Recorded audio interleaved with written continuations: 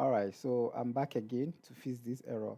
So actually we spell certain here wrongly. Actually it should be a small letter, but we use capital letter, and that is what is throwing the error. So I'll just change it to small letter and this should work. All right, so now let's go back to our browser. Um, yes, now let's refresh our, okay, I think we did something wrong again.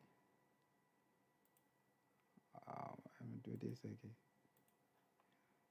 I think we did something wrong. I'm guiding you through the errors. So unsupported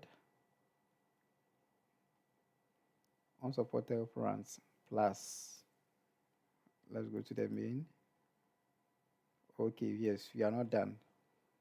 Setting dot project name. All right, I think this should work. Good. So this is working now. I want you to see the various errors that will occur and then fix them along. So now let's reload.